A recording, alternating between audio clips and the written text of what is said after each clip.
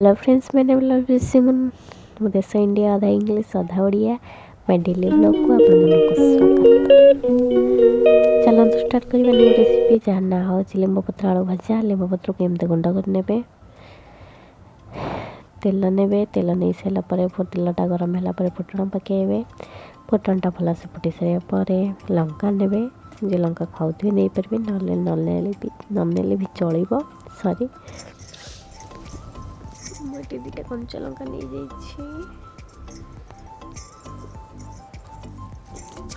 भलसे फुटी सारापर लेंबू पत्र गुंड को मुझे पकई दूचे ताको भलसे भाजी ने कारण मिक्स हवा दरकार ता दिहरे तेल दिहरे भलसे भाजी हवा दरकार सी तो भलसे भाजी ने। एपटे देखो मुझे सीझा देखु नेबू पत्र नरम हो लुण पकई ने।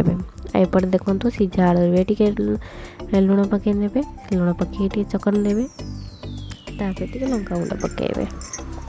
एपटे देखुवे भल से भाजी गैस को सिम करके ही भाजी। आपण मैंने जानी कि बहुत प्रकार रोग बाहर स्किन डिजीज हो डायबिटीज हो कि फूड पॉइजन जहाँ भी हो टे पिता खाया निहाती दरकार। पार्टी सीना खराब लगे कि देह को बहुत हित पिताटा तो एमती कर खातु बहुत भल लगे। एपटे पिता लिंब पत्र पिता बहुत भल से भाजी सारा तो ये मुझे आड़ करनेली आलूटा आलू चकड़ आलू को आड़ करनेली तो एमती भल से भाजी ने कहीं गोटा न रही पारे बारंबार भाजुवे तले जी न लगी जाए। ठीक अच्छे एमती घरे कर खातु आपण मैंने बनातु आशा कर समस्त भल लगे।